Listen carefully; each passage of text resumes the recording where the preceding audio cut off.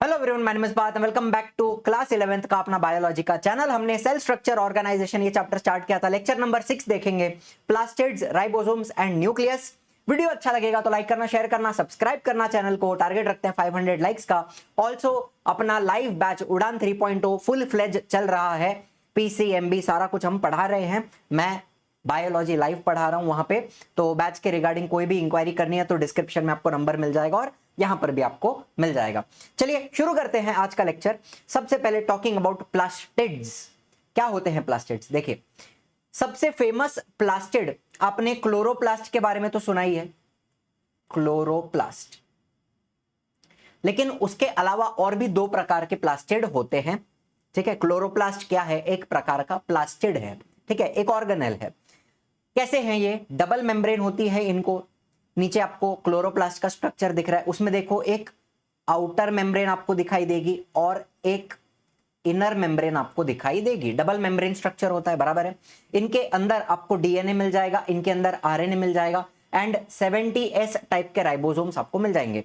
जैसे prokaryotic cell में bacteria के अंदर दिखते हैं, वैसे ही 70S टाइप के राइबोसोम्स आपको यहां पर भी मिल जाएंगे। ठीक है, एंड प्लास्टिड जो होते हैं they are larger in size, बड़े बड़े होते हैं। They are easily observed in light microscope. मतलब यहां पर आपको जो फोटो दिख रहा है उसमें रियल सेल्स हैं जो माइक्रोस्कोप के अंदर देखे गए हैं एंड उनके अंदर क्या आपको क्लोरोप्लास्ट क्लियरली दिखाई दे रहे हैं। तो इनको आप सादा अपना लाइट माइक्रोस्कोप होता है, कंपाउंड माइक्रोस्कोप, उसमें भी आप प्लास्टिड्स को देख सकते हो। ये बड़े बड़े होते हैं।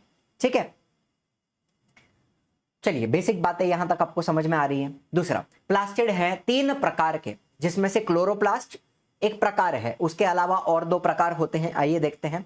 एक अपना क्लोरोप्लास्ट है जो फोटोसिंथेसिस करने वाला है। ठीक है, दूसरा होता है क्रोमोप्लास्ट।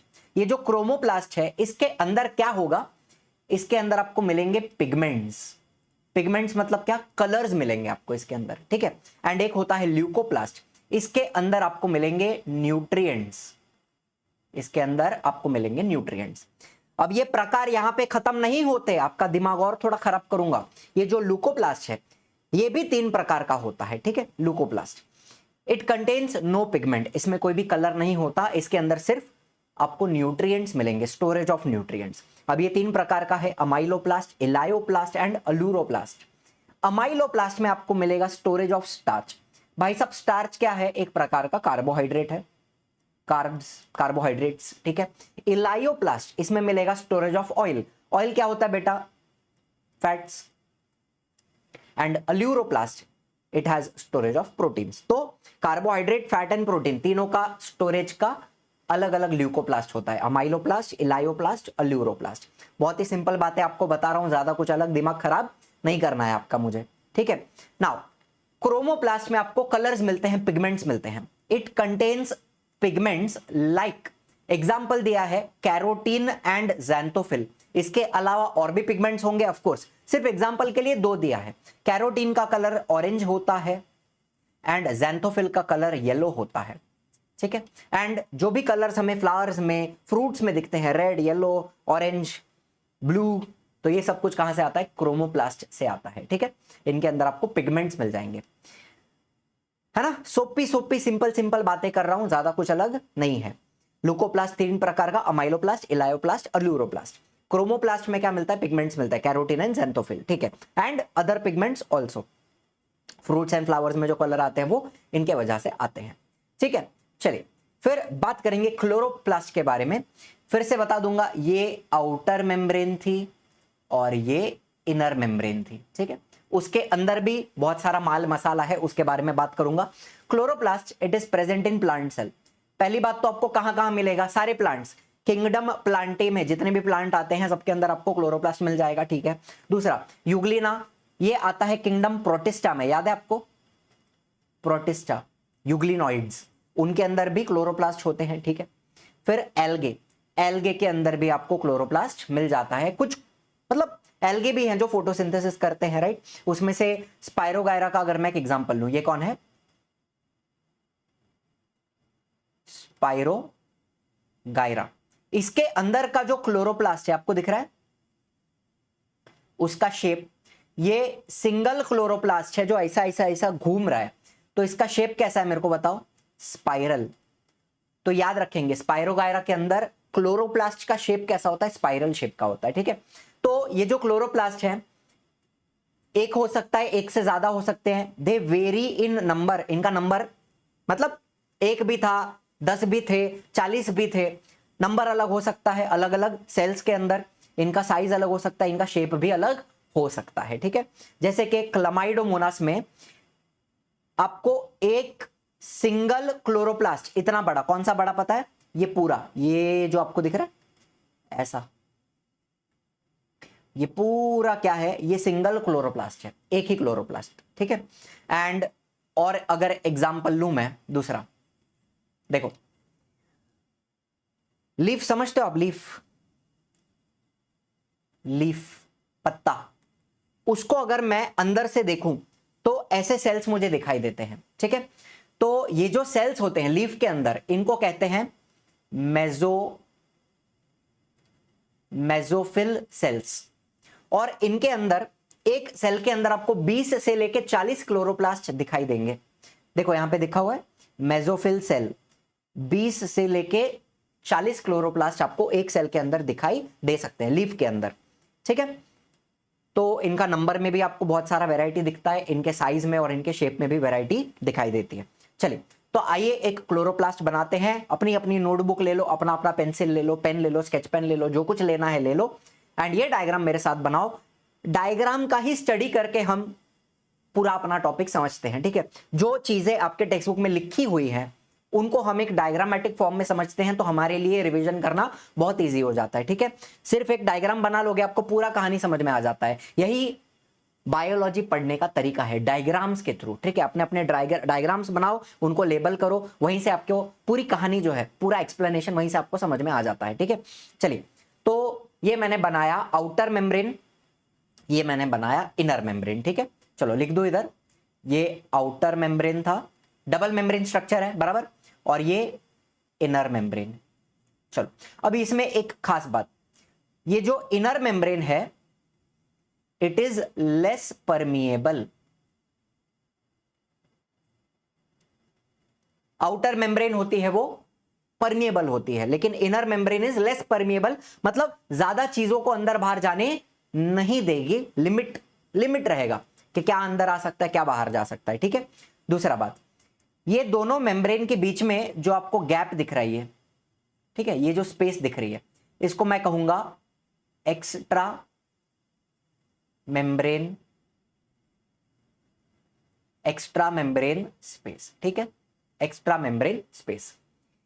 हैंडराइटिंग इतने भी खराब नहीं है कि समझ में ना आए, ठीक है, समझ में तो आ रहा है। आउटर मेम्ब्रेन हो गया, इनर मेम्ब्रेन हो गया, इनर मेम्ब्रेन लेस परमिएबल है, बहुत सारी चीजों को अंदर वगैरह आने नहीं देती, एंड दोनों के बीच में जो गैप है वो एक्स्ट्रा मेम्ब्रेन स्पेस हो गया, ठीक है।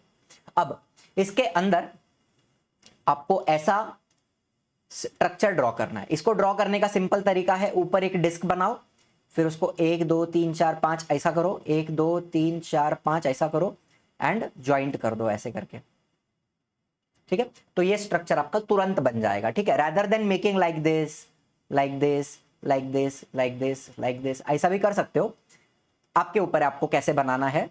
मैं आपको एक सिंपल तरीका बताया, ऐसा बनाया 1 2 3 4 1 2 3 4 टकक टकक टकक टकक, यूनिफॉर्म बन जाएगा, तुरंत बन जाएगा, ठीक है। चलो तो ऐसा 1 2 3 4 स्ट्रक्चर बनाओ, ठीक है। पॉज करो, बना लो, इन सबको ज्वाइंट करो इस तरह से, ठीक है, ज्वाइंट हो गया। अपना बेसिक क्लोरोप्लास्ट का स्ट्रक्चर समाप्त हो गया। अभी अपने को नाम देना है, ठीक है, अलग अलग चीजों को।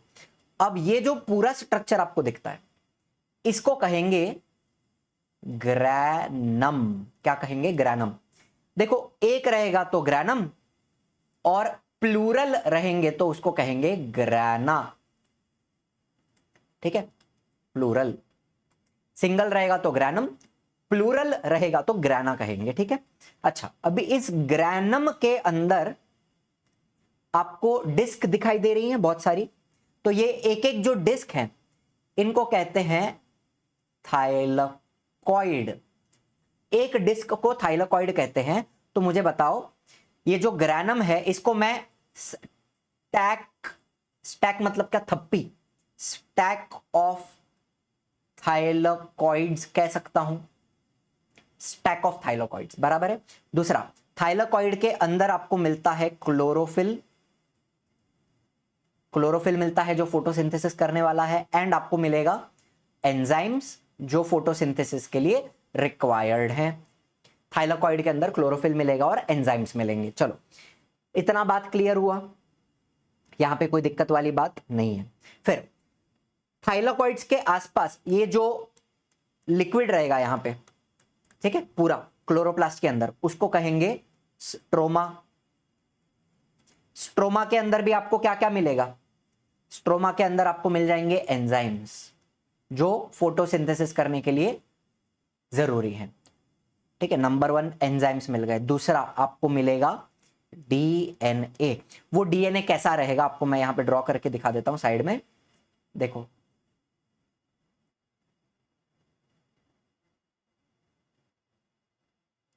जैसा हम प्रोकैरियोटिक सेल में, जैसा हमने माइटोकॉन्ड्रिया के अंदर भी डीएनए देखा था, वो डीएनए कैसा था मुझे बताओ? एक तो क्लोज्ड, क्लोज्ड मतलब एक लूप बना हुआ है बराबर, सर्कुलर डबल स्ट्रैंडेड डीएनए। इसको मैं CCDS डीएनए ऐसा भी बोल सकता हूं। यहां पे लिखूंगा मैं, क्या लिखूंगा? CC closed circular DS DNA double stranded DNA, CCDS DNA. समझ रहे हो मेरी बात? ऐसा ही माइटोकॉन्ड्रिया के अंदर भी मिलता है और ऐसा आपको प्रोकैरियोटिक सेल मतलब बैक्टीरिया के अंदर भी दिखाई देता है। ठीक है, चलो, स्ट्रोमा के अंदर एक और चीज आपको मिलेगी, राइबोसोम्स। एंजाइम्स मिला, डीएनए मिला और छोटे छोटे, चलो इधर राइबोसोम्स बना दो ऐसे ऐसे, जस्ट फॉर एग्जांपल। और ये राइबोसोम्स कैसे टाइप के हैं? 70S। ठीक है, बेसिक आपका क्लोरोप्लास्ट का स्ट्रक्चर समझ में आ गया, इसके अंदर क्या क्या है वो समझ में आ गया, स्ट्रोमा समझ में आ गया, थाइलाकॉइड समझ में आ गया। अब लास्ट एक, ये जितने भी ग्रैनम है उनके बीच में आपको कनेक्शन दिखाई दे रहा है, ऐसा मैंने कनेक्शंस बनाया है। इनको कहते हैं, इनका 3 नाम है, इनको आप स्ट्रोमा लैमेले, लैमेले कह सकते हो, या फिर और ग्रैना लैमेले कह सकते हो, और अभी इधर लिखने का जगह होना चाहिए, जगह नहीं है लिखने का, इधर लिख रहा हूं, और इनको आप थाइलाकॉइड लैमेले भी कह सकते हो। स्ट्रोमा लैमेले और ग्रैना लैमेले और थाइलाकॉइड लैमेले कनेक्शंस होते हैं बिटवीन डिफरेंट डिफरेंट ग्रैनम। चलो, कोई दिक्कत वाली बात है? सारी चीजें आपको क्लियरली समझ में आ गई हैं। लेबलिंग अच्छे से इसको कर लेना, मेरा लेबलिंग थोड़ा आड़ा टेढ़ा है लेकिन आप इसको अपने हिसाब से कर सकते हैं। ठीक है, now moving further, talking about ribosome. यहां पे आपका क्लोरोप्लास्ट होता है समाप्त। बाय द वे, जहां पर भी मैं 70S राइबोसोम, 80S राइबोसोम की बात करता हूं, तो इसमें ये जो S होता है, ये क्या होता है ये तो अपन आगे देखने वाले हैं, 2 मिनट में देखेंगे, चिंता का कोई विषय नहीं है। आइए राइबोसोम की बात करते हैं। अभी इधर आपको स्ट्रक्चर जो दिखाई दे रहा है राइबोसोम को, आपको दिख रहा है उसमें एक लार्ज सब यूनिट होता है, एक बड़ा वाला पार्ट होता है और एक छोटा वाला पार्ट होता है, स्मॉल सब यूनिट। ठीक है, 2 सब यूनिट होते हैं, ज्वाइंट होकर आपका पूरा राइबोसोम बनता है। ठीक है, they are the protein factories of the cell. जितने भी प्रोटीन बनते हैं वो राइबोसोम पे बनते हैं। जो ट्रांसलेशन का प्रोसेस है वो कहां पर होता है? राइबोसोम पे होता है, 10th में हमने पढ़ा हुआ है, right. Now they are observed as dense particles by George Palade. जो साइंटिस्ट थे जॉर्ज पैलेड, इन्होंने पहली बार इनको देखा था 1953 में एज डेंस पार्टिकल, मतलब थोड़े थोड़े डार्क पार्टिकल्स उनको दिखाई दिए। यहां पर आप देख सकते हो ये जो पार्टिकल दिख रहा है, ये जितने भी आपको डार्क स्ट्रक्चर्स दिख रहे हैं, ये वाले, ये सारे क्या थे?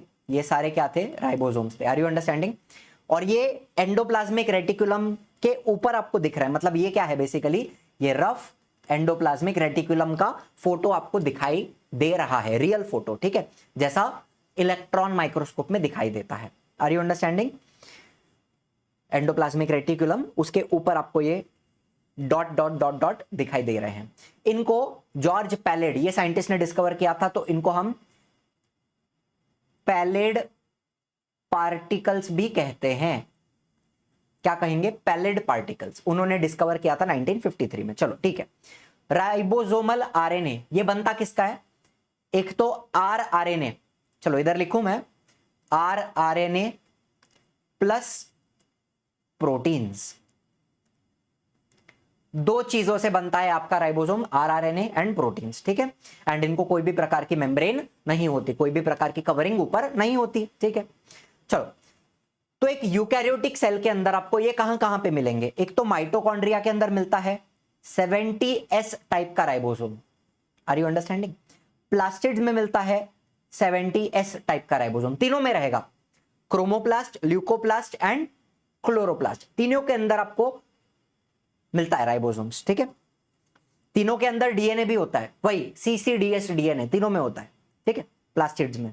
फिर साइटोप्लाज्म में एक तो एंडोप्लाज्मिक रेटिकुलम के ऊपर चिपके हुए राइबोसोम्स आपको दिखेंगे, इनको मैं बाउंड राइबोसोम्स कह सकता हूं, बाउंड मतलब जो चिपका हुआ है, ठीक है। एंड साइटोप्लाज्म के अंदर आपको फ्रीली सस्पेंडेड, साइटोप्लाज्म में फ्लोट होते हुए राइबोसोम्स भी आपको दिखाई देते हैं, फ्रीली सस्पेंडेड, एंड ये 80S टाइप के रहेंगे, जो आपको एंडोप्लाज्मिक रेटिकुलम के ऊपर मिलेंगे और फ्रीली सस्पेंडेड मिलेंगे, ठीक है। बात आपको समझ में आ रही है, ठीक। नाउ सिंपल राइबोसोम्स आपको यहां पे बता देता हूं, प्रोकैरियोट्स में कैसा रहेगा और यूकैरियोट्स में कैसा रहेगा। एक रहेगा लार्ज सब यूनिट, जैसा आपको यहां पे दिखाई दे रहा है, ये वाला और ये वाला। एक रहेगा स्मॉल सब यूनिट, जो आपको यहां पे नीचे दिखाई दे रहा है, ठीक है। प्रोकैरियोट्स में होता है 70S टाइप का राइबोसोम, यूकैरियोट्स में होता है 80S टाइप का राइबोसोम, एंड उसमें से जो लार्ज सब यूनिट है प्रोकैरियोट्स का वो रहेगा 50S का, एंड जो स्मॉल सब यूनिट है वो रहेगा 30S का, ठीक है। यहां पर मैथमेटिकली ऐड नहीं करना है 50 + 30 80, ऐसा नहीं होता है बेटा, ठीक है। 50 + 30 दोनों मिलके 70S का राइबोसोम बनाते हैं। सर ये S क्या होता है, S मतलब स्वेडबर्ग यूनिट, मतलब क्या, 2 मिनट में बताऊंगा, 2 मिनट में बताऊंगा, पूरा क्लियर हो जाएगा, ठीक है। यूकैरियोट्स में 80S होता है, जिसमें से बड़ा रहेगा 60S, छोटा रहेगा 40S। अब एक आखिरी बात, प्रोकैरियोट्स में 70S है, उसी तरह से माइटोकॉन्ड्रिया में भी है, ओके, और प्लास्टिड्स में भी है। प्लास्टिड मतलब ल्यूकोप्लास्ट, क्लोरोप्लास्ट, क्रोमोप्लास्ट, तीनों के अंदर आपको मिलेगा ये 70S टाइप का राइबोसोम्स, ठीक है। बात क्लियर हुई। 60S 40S मिलके 80S बनाता है, 50S 30S मिलके 70S बनाता है, ओके। मैथमेटिकल एडिशन नहीं करना है यहां पे। S क्या होता है आपको बताऊंगा, मुझे बताओ, आपको ये रफ एंडोप्लाज्मिक रेटिकुलम दिखाई दे रही है यहां पे, तो जो बाउंड राइबोसोम्स हैं ये किसके ऊपर मिलेंगे, on endoplasmic reticulum, rough endoplasmic reticulum, उसके ऊपर जो चिपके हुए हैं इनको कहते हैं bound ribosomes, and they produce proteins that are transported outside the cell, cell के बाहर जाने वाले प्रोटीन्स, मतलब जो प्रोटीन्स सेल से बाहर जा रहे हैं वेसिकल्स के फॉर्म में, ठीक है, जिसको हम सिक्रीशन भी कह सकते हैं, सिक्रीशंस।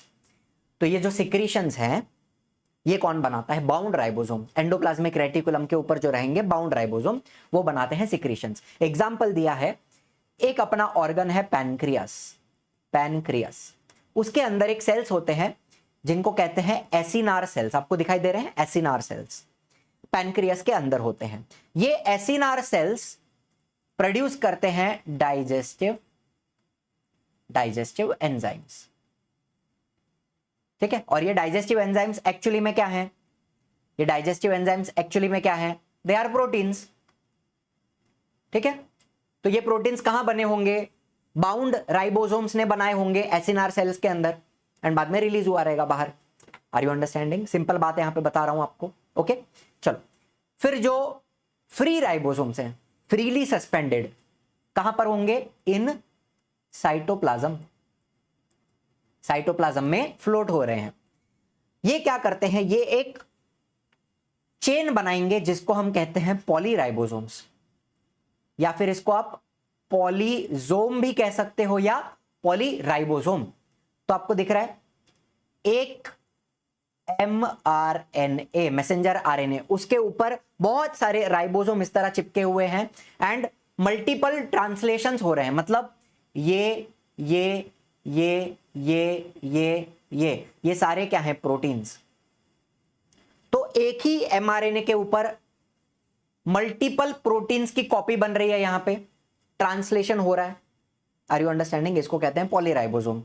एंड ये क्या बनाते हैं? They produce enzymatic proteins which are used in the cytoplasm. Cytoplasm के अंदर जो जो रिएक्शन होते हैं उसके लिए जो एंजाइम्स लगेंगे वो यहां पे ये पॉलीराइबोसोम्स बनाते हैं। ठीक है, कौन से प्रोटीन्स बनाते हैं?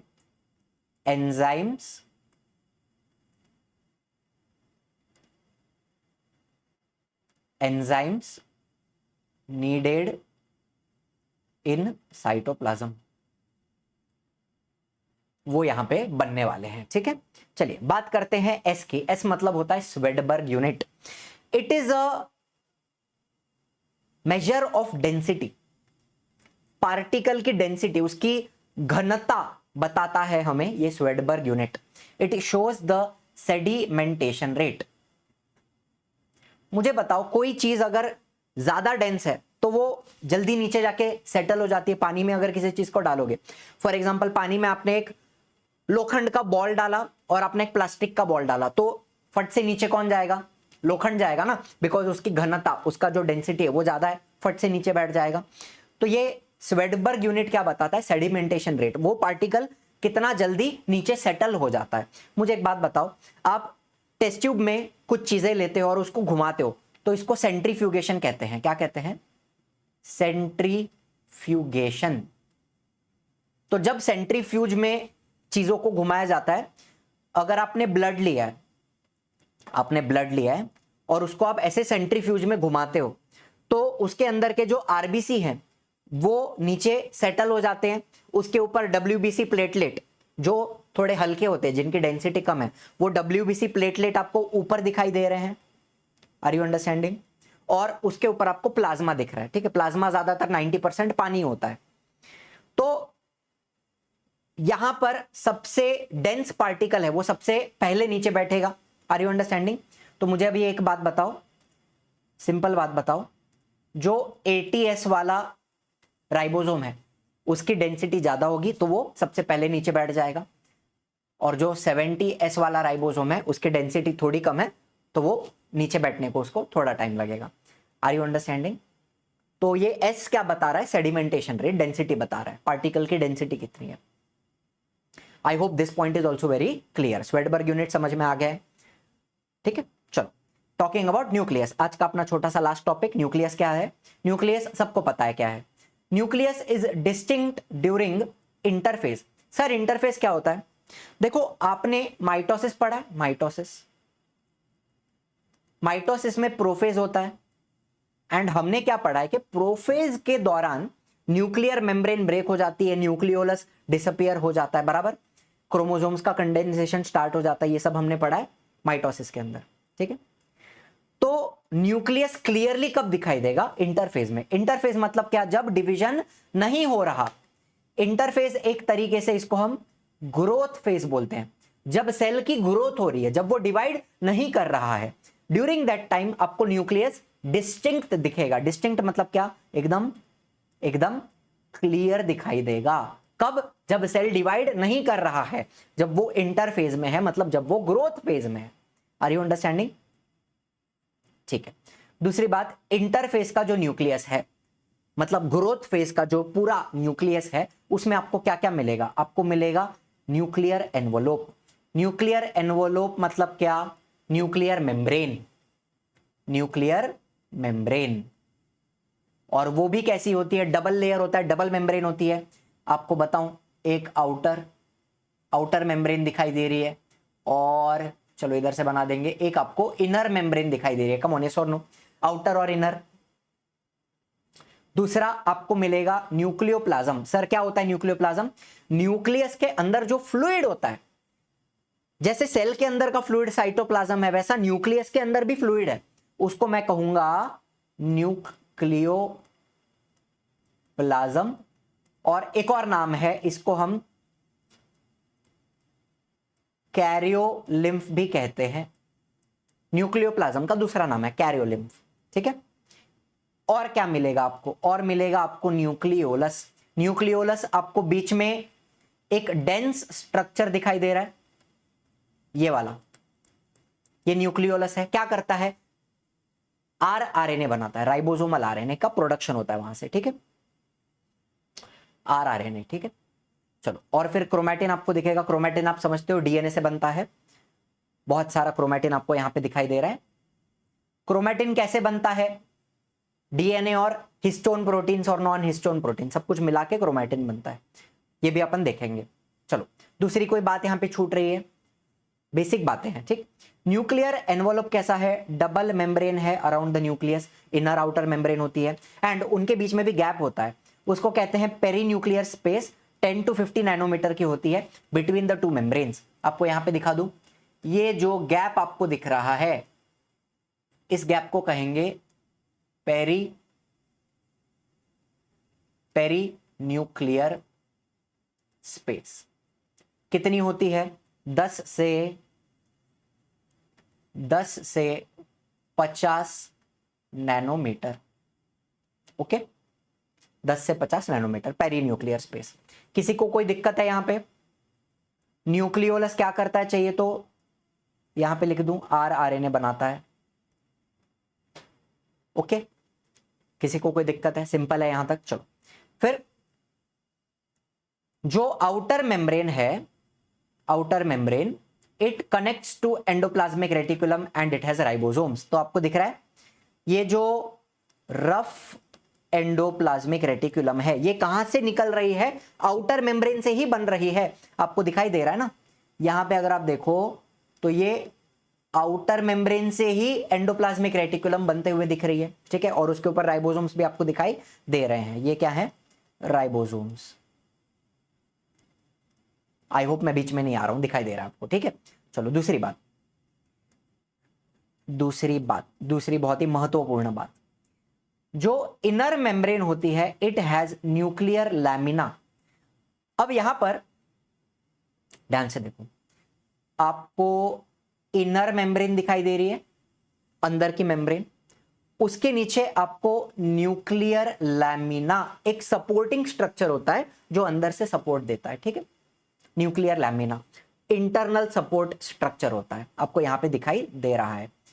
इनर मेम्ब्रेन के अंदर की तरफ आपको रेड कलर की जो लाइन दिखाई दे रही है, ये जो रेड कलर की आपको लाइन दिख रही है, न्यूक्लियर लैमिना इनर मेम्ब्रेन के नीचे रहेगी, जो न्यूक्लियस को सपोर्ट करती है, शेप को मेंटेन करती है न्यूक्लियस के, ठीक है। चलो, प्रोटीन का बना हुआ रहेगा वो स्ट्रक्चर, न्यूक्लियर लैमिना। फिर एनवलप जो है, it separates nucleoplasm from the cytoplasm. Simple बात है ना, अंदर का जो फ्लूइड है उसका नाम क्या है? न्यूक्लियोप्लाज्म। तो मुझे बताओ, ये जो मेम्ब्रेन है, क्या वो मेम्ब्रेन न्यूक्लियोप्लाज्म को सेपरेट कर रही है साइटोप्लाज्म से? बाहर क्या है? इधर बाहर क्या है? साइटोप्लाज्म है। अगर न्यूक्लियर एनवलप नहीं होता तो न्यूक्लियोप्लाज्म साइटोप्लाज्म मिक्स हो जाता, तो न्यूक्लियर एनवलप क्या करता है? Separates the nucleoplasm from the cytoplasm. Simple सी बात आपको बता रहा हूं। फिर न्यूक्लियर मेम्ब्रेन में बहुत सारे ओपनिंग्स होते हैं कॉल्ड न्यूक्लियोपोर्स, जिनको आप न्यूक्लियर पोर्स भी कह सकते हो, न्यूक्लियर पोर्स। एंड उसके अंदर आपको ऐसे प्रोटीन्स के स्ट्रक्चर दिखाई देंगे जिनको कहते हैं पोर कॉम्प्लेक्स। जो छेद है ना, छेद, उसको न्यूक्लियर पोर कहते हैं।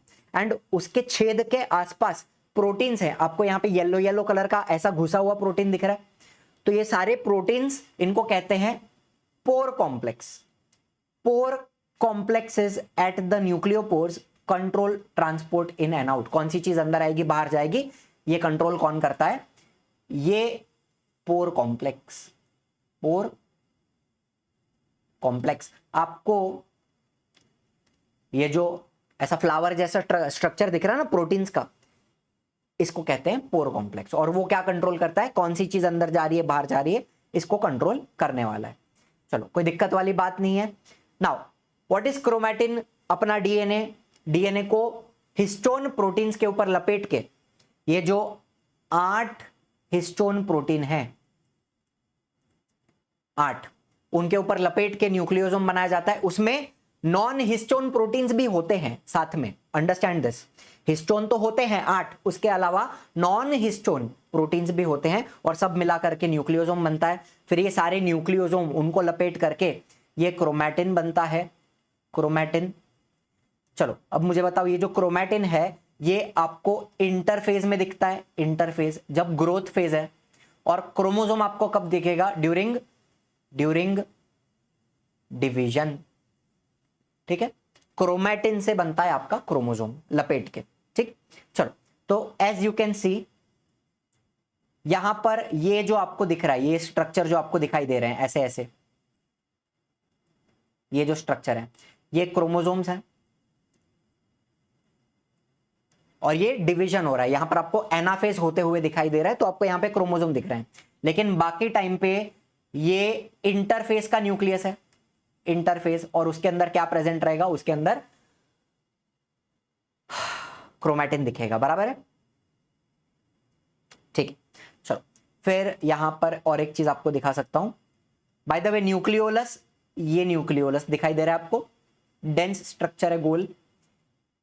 2 न्यूक्लियोलस भी हो सकते हैं, जरूरी नहीं है एक हो, 2 भी हो सकते हैं, एक से ज्यादा भी हो सकते हैं। और यहां पर चलो एक तो आपको डबल मेम्ब्रेन दिखा देता हूं। न्यूक्लियस की डबल मेम्ब्रेन आपको दिख रही है, ध्यान से देखोगे अगर जूम करके तो आपको न्यूक्लियर मेम्ब्रेन 2 दिखेंगे, 2 लेयर, पतला सा 2 लेयर आपको दिखेगा। ठीक है, एंड अब यहां पर आपको और भी कुछ डेंस स्ट्रक्चर दिखाई देंगे। Come on, are you able to see? बहुत सारे डेंस स्ट्रक्चर हैं। तो 2 प्रकार का क्रोमैटिन होता है, क्रोमैटिन 2 प्रकार का होता है। एक होता है यू क्रोमैटिन, यू क्रोमैटिन जो एक्टिव है, जिसका ट्रांसलेशन नहीं, ट्रांसक्रिप्शन हो रहा है, जिसका ट्रांसक्रिप्शन होता है, जिसमें से एमआरएनए बनता है, जिसका प्रोटीन बनेगा आगे जाके, बराबर। तो जो एक्टिव है उसको यू क्रोमैटिन कहते हैं, और ये लाइट दिखती है। मतलब यहां पर अगर आप देखो तो ये बाकी जितना पार्ट है ना, जो लाइट है, ये वाला पार्ट, जितना पार्ट लाइट आपको दिखाई दे रहा है वो यू क्रोमैटिन है, बराबर। यू क्रोमैटिन कैसा होता है, लाइट। एंड जो इनएक्टिव पार्ट है हेट्रोक्रोमैटिन, जिसका ट्रांसक्रिप्शन नहीं हो रहा है, वो आपको दिखता है डार्क। तो यहां पर मैंने जो डार्क स्ट्रक्चर बनाए, जो आपको यहां पे डार्क स्ट्रक्चर दिखेंगे, डार्क स्ट्रक्चर दिख रहे हैं, ये सब क्या रहेगा, हेट्रोक्रोमैटिन रहेगा, जिसका ट्रांसक्रिप्शन नहीं हो रहा है। ये सब कुछ, ये जो जितना जितना डार्क आपको दिख रहा है ना, ये सब साइड में है। ठीक है, ये सब क्या रहेगा, हेट्रोक्रोमैटिन, जो इनएक्टिव है, ट्रांसक्रिप्शन जिसका नहीं हो रहा है, genetically inactive. I hope this is very clear. चलो, तो as you can see heterochromatin ज्यादा टाइटली पैक्ड होता है, तो ये आपको डार्क दिखाई देता है। एंड यू क्रोमैटिन कैसा है, खुला हुआ होता है, बिकॉज उसका ट्रांसक्रिप्शन करना है हमें, राइट, तो उसको खुला रहना पड़ेगा। तो ये आपको कैसा दिखता है, यू क्रोमैटिन लाइट दिखाई देता है माइक्रोस्कोप के अंदर। ठीक है, चलो that's it for today. I hope ये सारे पॉइंट आपको एकदम क्लियर हैं। हमने क्या क्या देखा, प्लास्टिड देखा, राइबोसोम देखा और न्यूक्लियस देखा। अब बस एक छोटा लास्ट लेक्चर बचेगा जिसमें हम साइटोस्केलेटन, हमारा सिलिया, फ्लैजेला कंप्लीट करेंगे एंड अपना ये चैप्टर समाप्त हो जाएगा। चलिए, thank you so much for watching. I will see you in the next one. Bye bye, जय हिंद, जय महाराष्ट्र।